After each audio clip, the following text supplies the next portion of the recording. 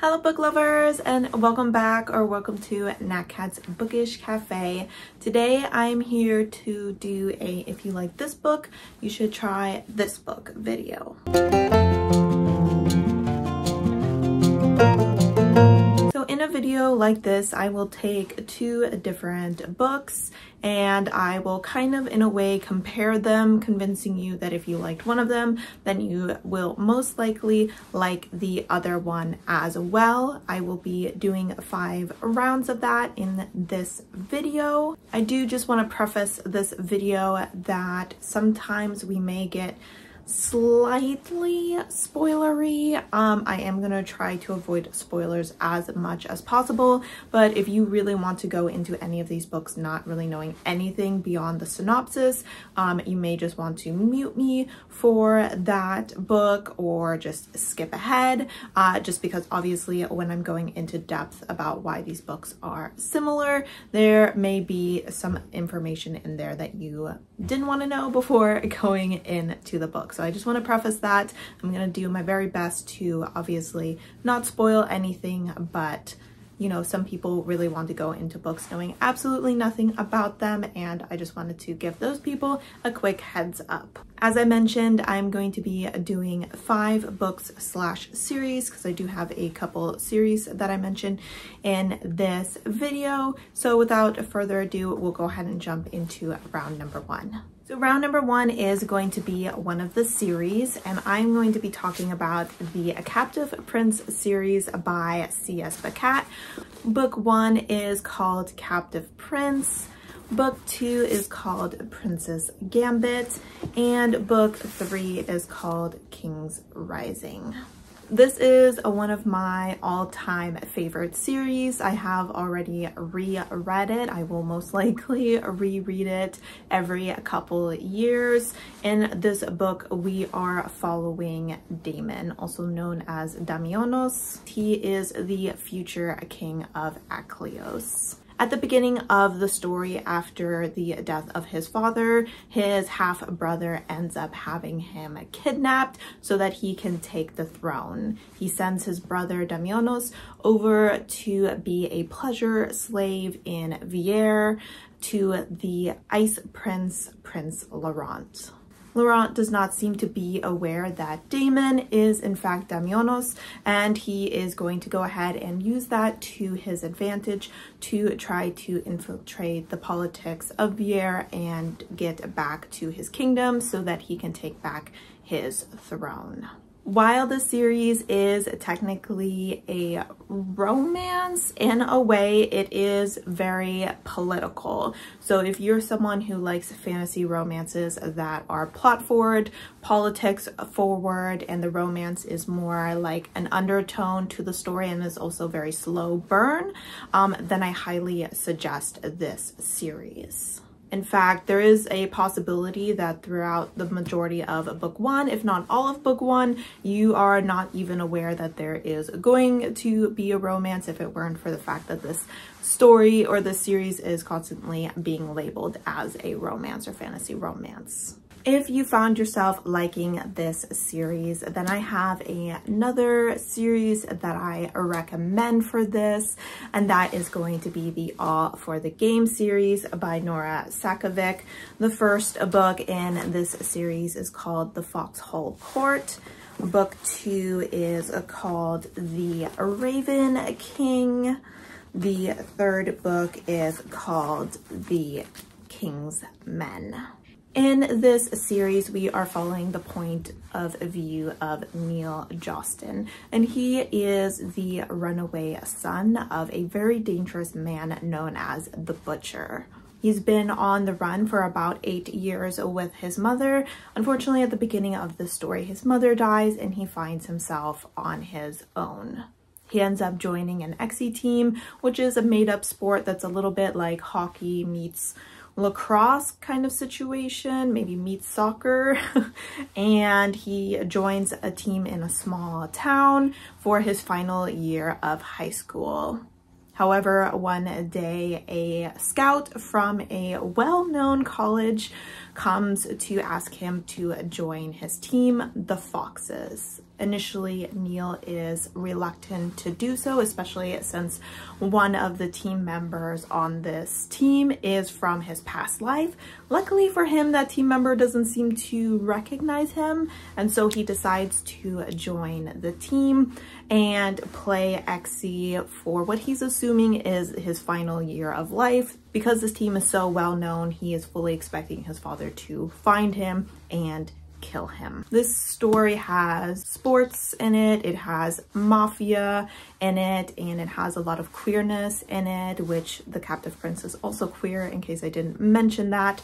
This book also, once again, does have a slight, subtle romance in it that does not start, or that you don't even realize is a potential until kind of like the second book, if not closer to the third book. So once again, if you like a really slow burn romance that kind of really has a bit of a rocky start, then I do suggest this story. I'm gonna kind of awkwardly hold these here.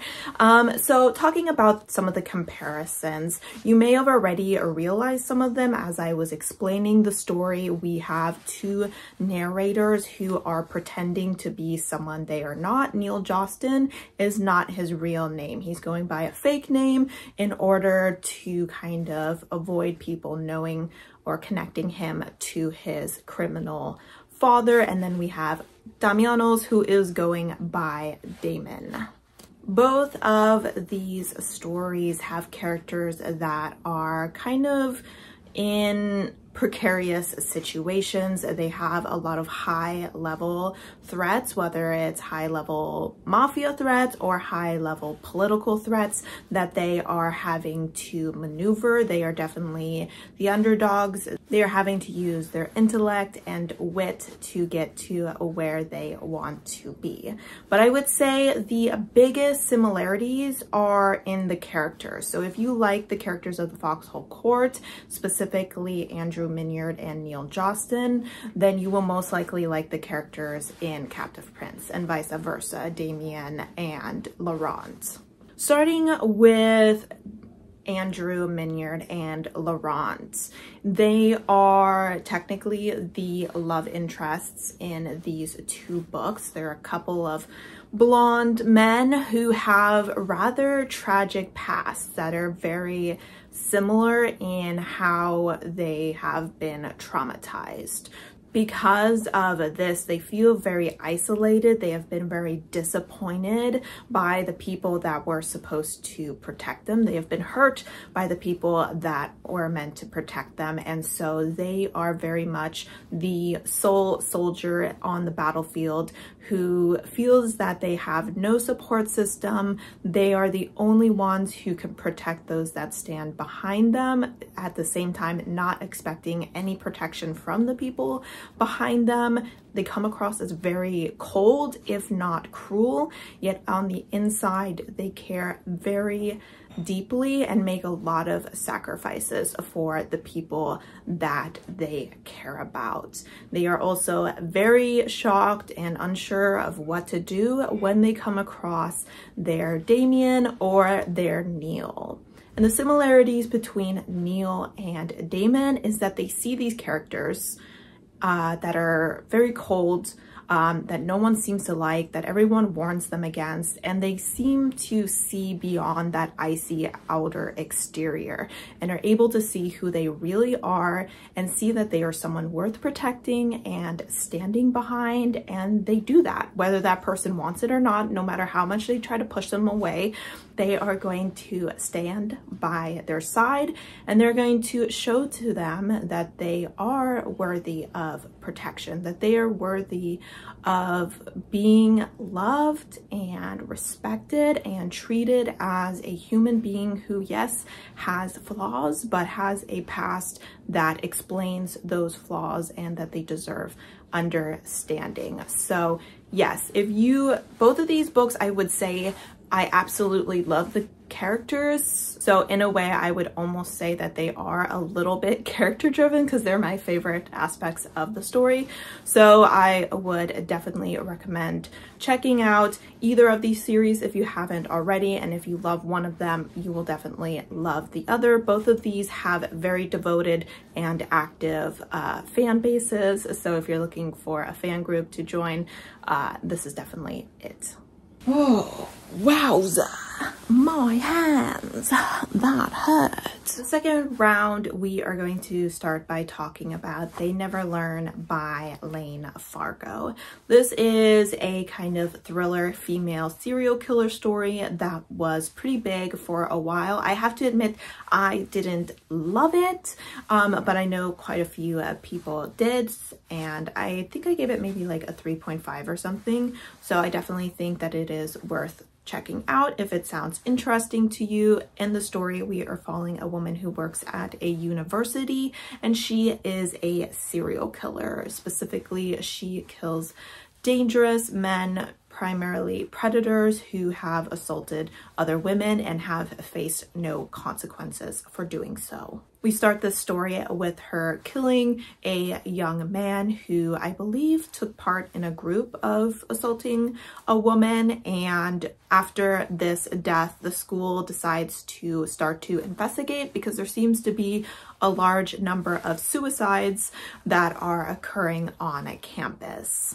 She ends up inserting herself into the investigation in hopes of steering it away from herself. And from there, she seems to get a little bit involved with one of the people running the investigation. If you liked this book, I would suggest maybe trying The Kind Worth Killing by Peter Swanson. This story starts with a man returning home from a trip. He's at the airport bar and a woman sits down next to him and they start talking. He seems to feel very comfortable around her because he starts talking about how his wife is having an affair and how he kind of wants to kill her. And the woman says, well, why don't you? And the story kind of goes from there. Now, while the story may seem like it follows primarily this man who wants to kill his wife, I will say, especially beyond part one of the story, it very heavily focuses on this woman who is trying to push him to kill his wife, therefore having a bit of a female killer character as the spotlight once again. The primary reason that I am suggesting these two books together really is that female serial killer aspect of it. If you really like having a woman who is out there getting revenge against people that she deems bad, then both of these stories definitely hit that mark. Both of these stories also follow a couple different timelines. In They Never Learn, we are also following a young freshman student who has finally escaped an abusive household and is now navigating her freshman year of college. She seems to start developing feelings for her roommate, and her roommate then experiences a rape at a party, and she seems to not really want to take action against that, and so our character may start taking action for her. And The Kind Worth Killing, we are also following our character when she was young, and we begin to follow a little bit her introduction into becoming a killer as well. So you have those blooming killer vibes as well within these stories. So if you're looking for stories with strong female characters, serial killers, people getting what's coming to them, as well as seeing killers kind of bloom and develop into the people that they are, I highly suggest checking out either of these stories. For round 3, we are going to go ahead and start with The House of Hollow by Crystal Sutherland. This is a YA horror story in which we are following 3 sisters. We are following from the point of view of Iris, who I believe is the youngest of the 3 sisters. And many years ago, the three sisters disappeared from right in front of their parents. They showed up, I believe, a few days later, walking out of the woods, each of them with a crescent scar on their sternum. While their mother was very excited to have her children back, their father believed that something else returned in the place of his children, causing him to go mad and eventually commit suicide. One by one, her sisters end up leaving the house due to their mother's oppressive and overprotective behavior, leaving her alone to take the brunt of it. Then one day her sisters return, but one of them ends up disappearing, and so the other two go in search of her, and they realize that there has something that has followed them from wherever they disappeared to and is now hunting them down. I gave this book 5 stars. I absolutely loved the horror aspect of it, the magic aspect of it, the slight queerness of it, as well as the sisterly relationship that was present in this story. If you enjoyed this story and want a similar story, then I highly suggest The Honeys by Ryan LaSala. This, once again, is a YA horror story. We are following a gender fluid Mars, and they have a twin sister who at the beginning of the story has a rather violent and disturbing death. Mars is convinced that this death is connected to the camp that the two of them used to go to.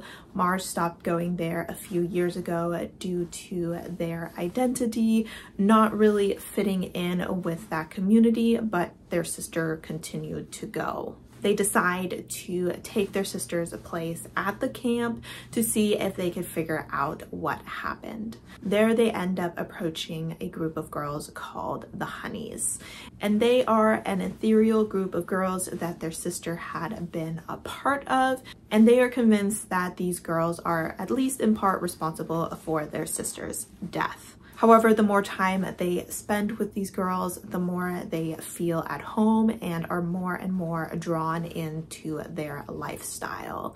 While they're doing this, they are also trying to find a place amongst the boys in this group. They are very disgusted by the toxic masculinity that is present there, but at the same time, they feel that they really want to be accepted within this group of people. Some similarities between these books. One, they are queer YA horror stories, and while The House of Hollow doesn't explore queerness nearly as much as The Honeys, I will say that our main character is bisexual and one of her sisters is a lesbian. Another big comparison between these two is kind of the type of horror. I personally am a big fan of what I consider nature horror, and both of these have that. In The House of Hollow, we end up in a world that is very different from the human world. It seems to be a very dead world, and the girls seem to realize that some of this dead world may be inside of them, which is affecting their body. In The Honeys, it is very much based on bees and hive mentality, and the author does use that to add a bit of a body horror aspect to their story as well. The final comparison is the theme of sisterhood within these books. Obviously, in The House of Hollow, we are following 3 sisters who are trying to find answers and who are trying to survive and protect each other. The more that you learn about their past, the more you learn about how strong sisterhood can truly be, the sacrifices that siblings are willing to make for one another. In The Honeys, we do get a little bit of sister action when we discuss Mars's relationship with their twin sister, but we also have sisterhood in the form of this group of girls who are very in touch with their femininity. They are very much confident in who they are and are more than happy to kind of leave behind the world's expectations to focus on what they love. So we get those discussions of a group of very strong-willed women who are putting aside the expectations of the world, which is of course mostly run by men, to do what they want. I read both of these books as audiobooks and thought that they were excellently done. So if you do check them out, I highly suggest doing it that way. All right, and for the fourth round, the first book I want to talk about is The Death of Vivic Oji by Akwaeke Emezi. This usually sits on my favorite shelf up there, so I definitely want to get as many people as possible to read this book. This is a book that is set in Nigeria, and we are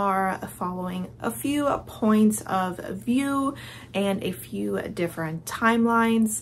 The book starts with a woman finding her son wrapped in a cloth dead on her porch, and she kind of sets out on a journey to figure out exactly what happened to him, and along the way she starts to figure out that her son was maybe not exactly who she thought he was. I would say the primary point of view we follow, I believe, was Vivic's cousin. The two of them had a very close relationship, and I would say out of most people in this world, he probably knew Vivic the best, along with a few of Vivic's female friends. Vivic has always been considered a bit of a strange child because he had this weird sickness where sometimes he would almost sleepwalk in a way, where he would lose time, where he kind of blacks out and just kind of walks around and doesn't realize what he's doing.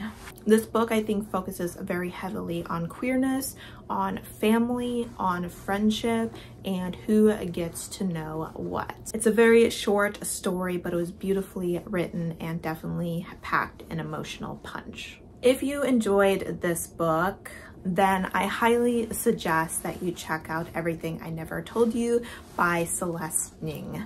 In this book, we are following a Chinese American family in the 70s, yes. And this family includes a mother, a father, a son, and 2 daughters.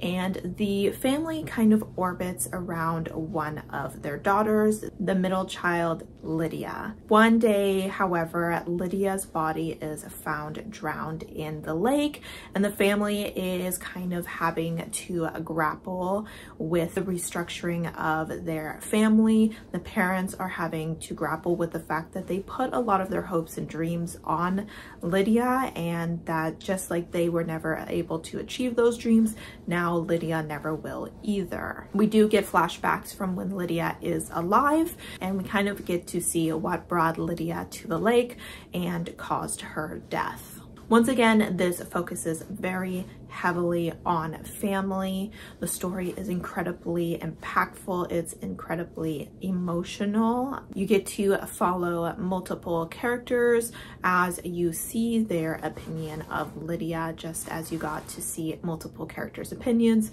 of Vivic. One of the big reasons that I'm suggesting both of these is because the way that I felt about these 2 books, or the way that they left me feeling once I finished them, was very similar.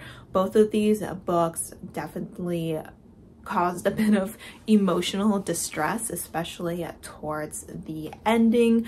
Reading books where you slowly start to understand characters more and more, and watch those characters start to understand themselves a bit more, knowing that this character that you're watching kind of come to life in front of you will be dead by the end of the story, because they're dead at the beginning of the story, is always a bit emotionally draining for me. It's also always a bit difficult as you start to realize, along with the families, that they can be partially blamed for the death of these children, that those actions, whether they did them purposefully or that they were unaware that they were doing them, had a negative impact on these now deceased characters, and that different actions could have led to different results. We have characters who are looking for someone or something to blame. Obviously, when someone you love dies, you can't just leave it at that. There needs to be answers, and we have characters in here who are desperately trying to find those answers. And as we get kind of flashbacks throughout the story, we start to realize those answers along with the characters. Both of these stories had me in tears. I will admit that the Death of Vivic OG had me crying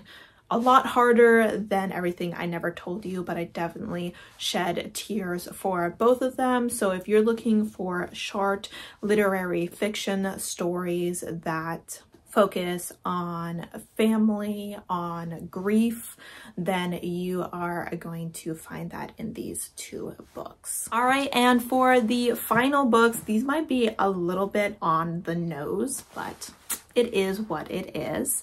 I am going to start by talking about Stalking Jack the Ripper by Carrie Maniscalco. I have read this series in its entirety. It is 4 books. In this book, we are following Audrey. And after the death of her mother, she decided that she wanted to study death in the form of forensic science. The story is set in the 1880s, so obviously it was looked down upon for a woman to be working with cadavers and snooping around crime scenes.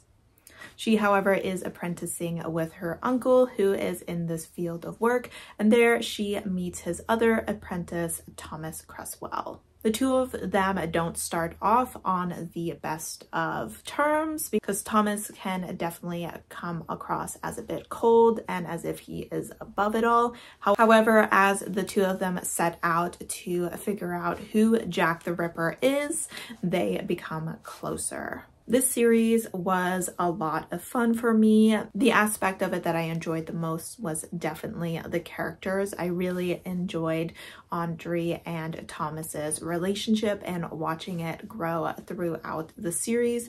For the most part, I also enjoyed the mystery aspect of it, though I will say I think the mystery aspect was definitely stronger in the first and second book than in the last 2 books. The book I'm recommending if you enjoyed this one, like I said, it is a bit on the nose, is A Curious Beginning by Deanna Raybourn. This is a Veronica Speedwell story. I have not read this entire series. In fact, the first one is the only one I have read so far, but I think there might be like 8 or something books in this series, so it's definitely longer, and we are also following a slightly older woman in the story, but we are once again in the 1980s, and we are following a woman who wants to go into a line of work that is considered inappropriate and unusual for women in this time.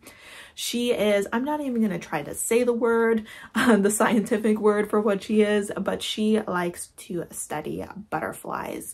After the death of her guardian, she is ready to set out and explore the world full time. However, a man approaches her and states that she is in danger and asks if she will come to London with him so that he can put her in the care of one of his friends and protect her while he tries to figure out where the threat is coming from. Unfortunately for her, before that threat is found, that man is murdered, and she and her new friend Stoker set out to find the murderer. So as you can clearly see, these have quite a few similarities, both in the setting as well as the historical time that they are taking place.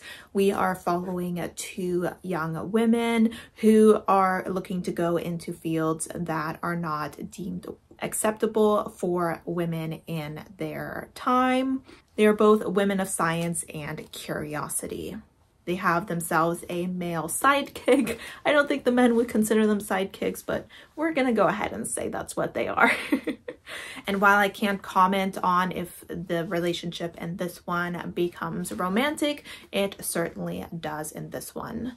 I will say when it comes to the partnerships between these 2 and their men, it is a lot of fun. There is a lot of banter between the two of them. They really work well off of each other, and we very much see as these men start to really respect these women and kind of take their lead in certain situations. So if you're looking for some historical murder mysteries featuring strong, intelligent women, as well as a bit of humor mixed in there through the banter with their friends and lovers, then I highly suggest you check out either one of these. All right, guys, I think this might be kind of a long video. I am looking at my timer right now, so I apologize, but you know how much I love to babble about books. I hope that you found a good recommendation in this video. If you have any books that are similar to any of the books that I talked about, I would love to see them down below